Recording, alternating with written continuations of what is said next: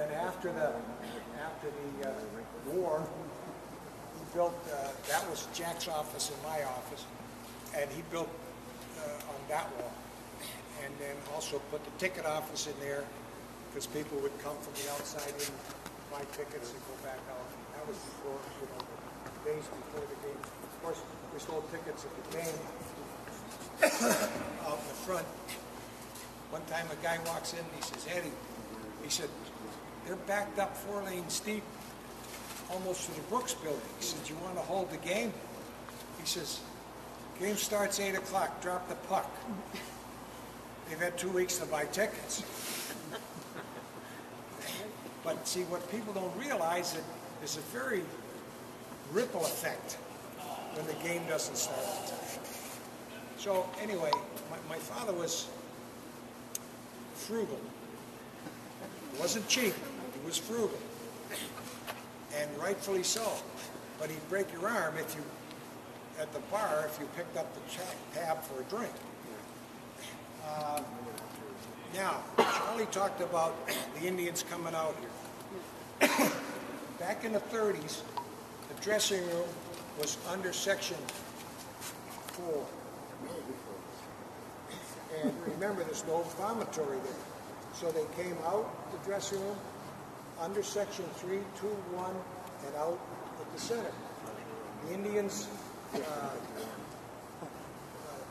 bench was on that side of the entrance of the door to the ice. Then there was the penalty box, and then the guys that did the official scoring and that played the music. And the visiting team played here. Now their dressing room was next to the Indians, but the bench was here. Then sometime, I don't remember when, like Steve says, I have that disease. I think it was when we got new boards, new hockey dashes. They built the hockey rink, the dressing room in here, so they would come out here. And the visiting team was where the Indians used to be, and they'd come out over there. So that took care of that. The refrigeration room where they cooled the brine was in the next building, and had 12-inch pipes coming across and going back and that sort of thing.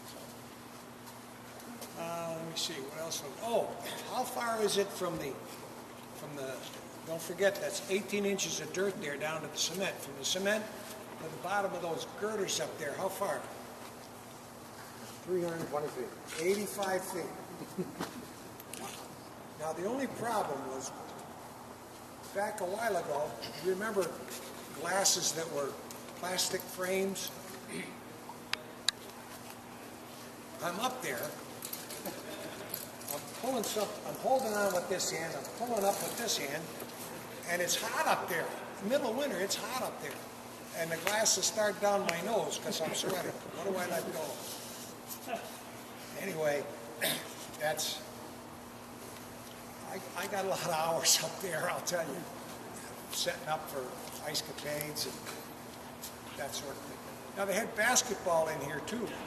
Right after the war, we had a basketball floor that we bought from Pittsburgh, Duquesne Gardens in Pittsburgh, Pennsylvania.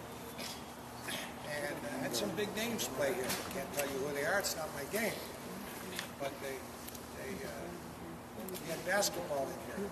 And they used to have a problem because we put it right on the floor, right on the ice, and it would sweat. And the guys would having a big go around that way. Those of you that were here last year remember me telling you about how I met my wife? Anybody want to hear it again? Sure. Ice capade. Evelyn says no. Ice capade. Great. Anyway, she was skating in the ice capades, and I went out with a roommate. That's how I went. Anyway. Ted, what was the seating capacity for hockey at that time? When we had it was 59-34. 59-34.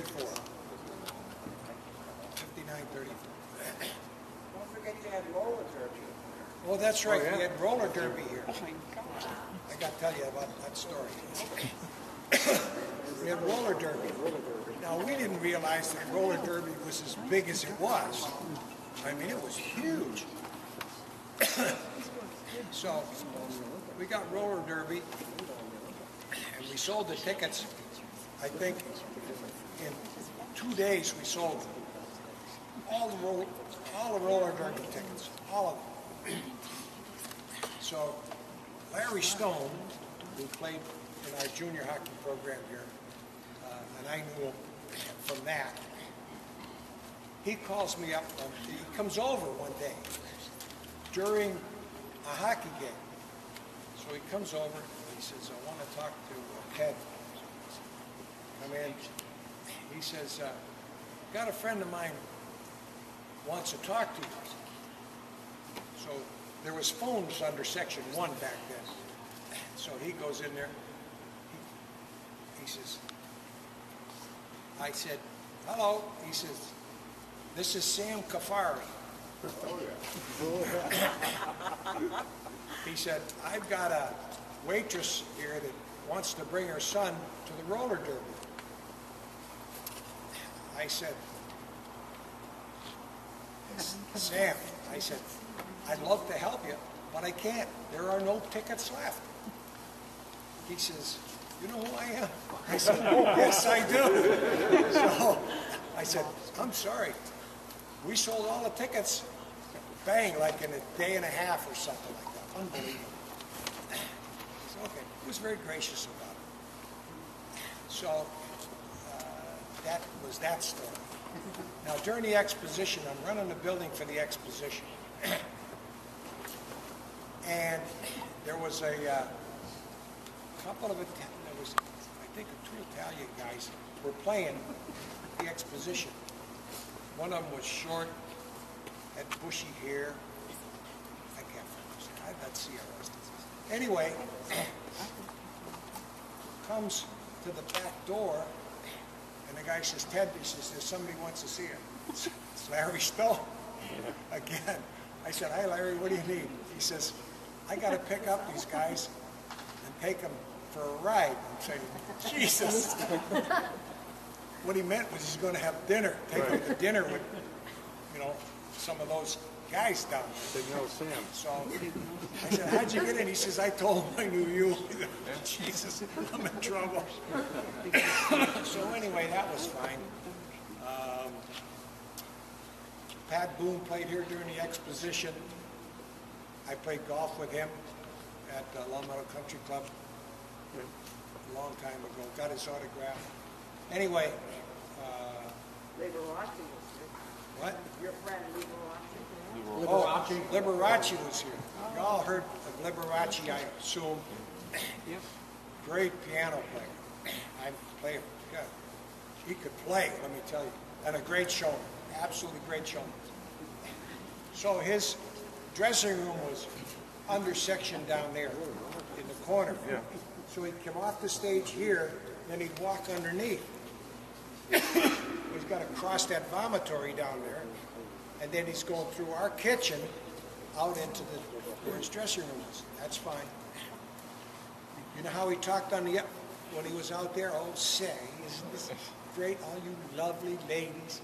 Down there, he's waiting with the cop, and of course I'm standing there waiting for people to leave.